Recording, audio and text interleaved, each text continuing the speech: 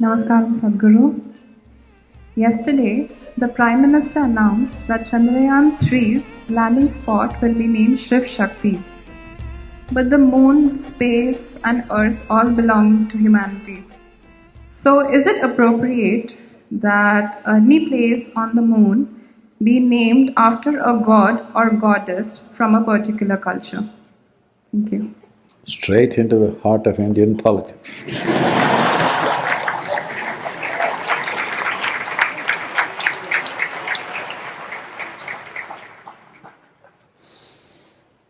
Apollo, Luna, Saturn, Mercury, Neptune, Venus, what are all these?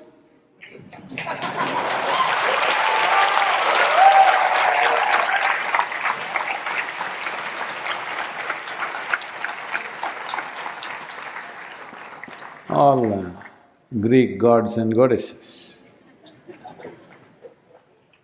Does it mean the planetary system belonged to the Greeks? At least we landed there.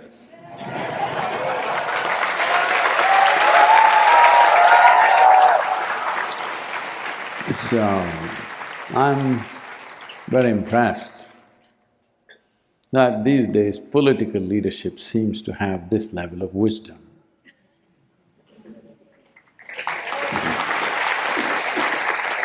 That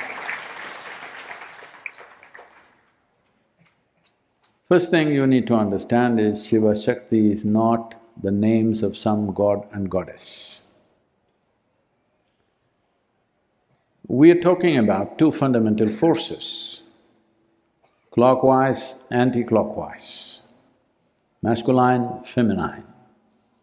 Well, in other cultures, they may call it yin and yang, and so many other things. Sun and moon, Ida, Pingala. There are many aspects of both science and metaphysics that we can go into, but the important thing you need to understand is that all physical manifestation in this creation happens between two polarities. There is no question about that. This is not from the civilization that we call as Bharat.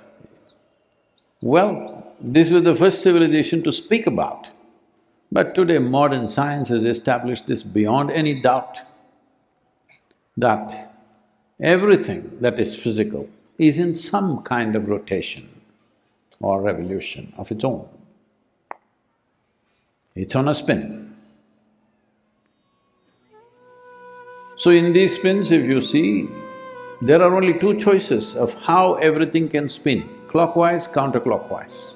They call it up and down, but there are only two choices. It cannot spin in 1,000 different ways, it can only spin in two ways. These two we call ShivShakti. And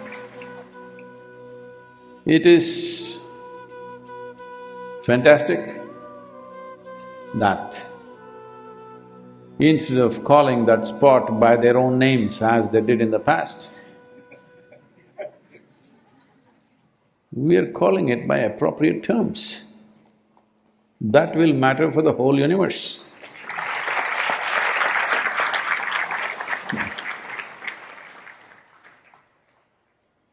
Understanding this and experiencing this within ourselves is the fundamental aspect of yoga.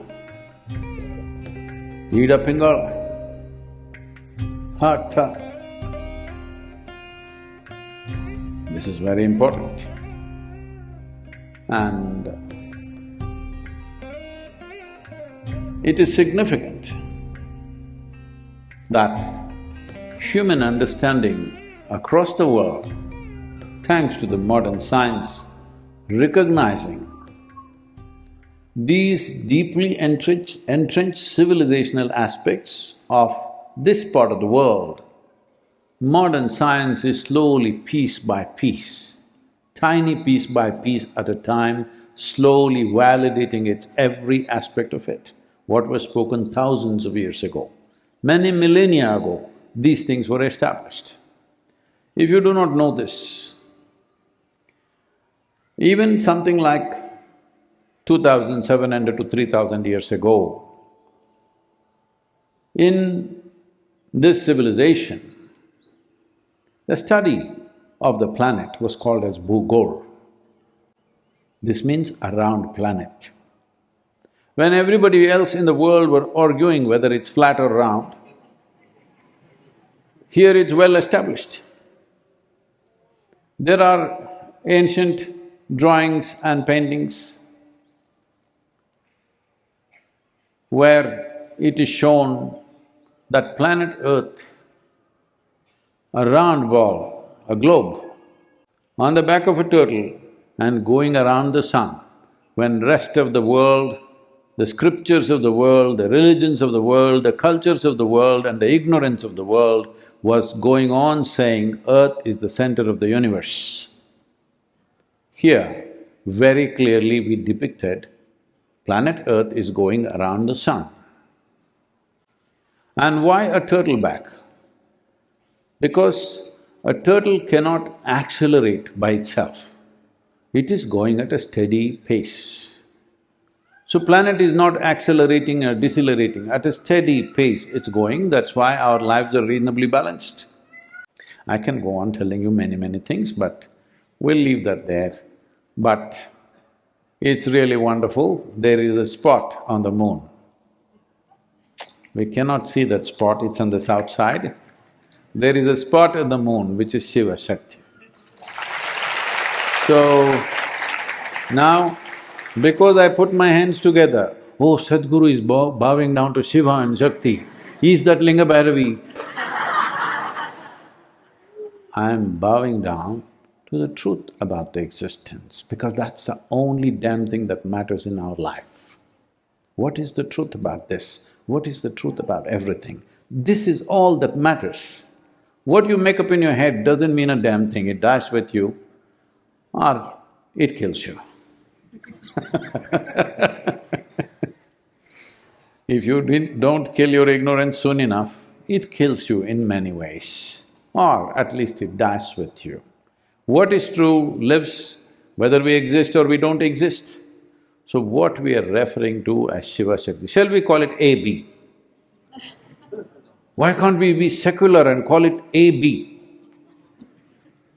You can if you want. Hello? If you want, you can call it AB, if that's your choice. But human life cannot run just on factual truth. Human life needs aesthetic. Hello? Just on factual truth, who the hell are you? What are you worth, I'm asking. It is the aesthetic of how you sit, how you feel, how you speak, what you do. It is the aesthetic of who you are which matters. What is the truth about you?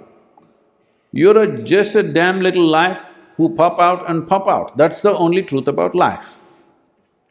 It is the aesthetic of many things that you are, little things, which matters.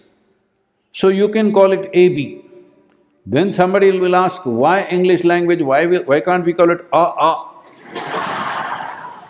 I'm saying this is a silly argument, but it is politically potential. So, I'm surprised it popped out here.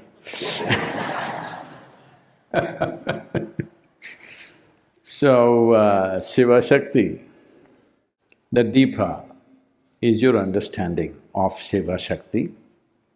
The Deepa is your harmony with ShivShakti.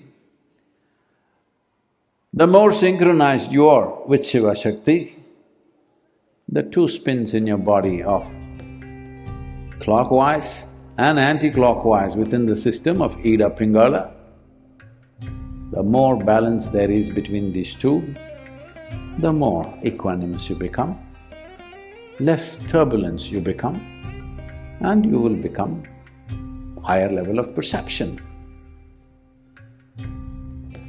Why are we talking about perception here? Moon and perception are very connected. Moon and our birth is very connected.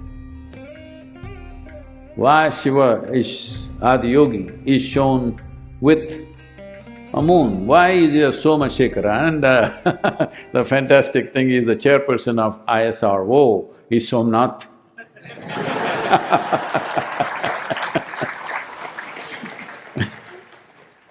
I was talking to him and I said, "How did your parents manage to name you so appropriately?" And he said, "So, Sadhguru, it's Lord Shiva's name, it is not me." That is the humility. With knowledge, people become arrogant. But this is a bunch of people that I've been interacting with for some time now.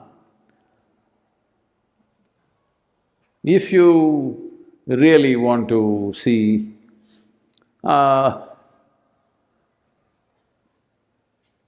atmosphere, I wouldn't call this spiritual process, but the ambience that is needed for one to develop spiritually, if you want to see, maybe people will feel I'm stretching it too much because of the recent success of ISRO, but believe me, you go there and see, you will see the ambience is like that. Somebody that I know who works very closely around me, went there and said, "Sadhguru, all these scientists and all the people who work there, they're acting like Isha meditators, Isha volunteers."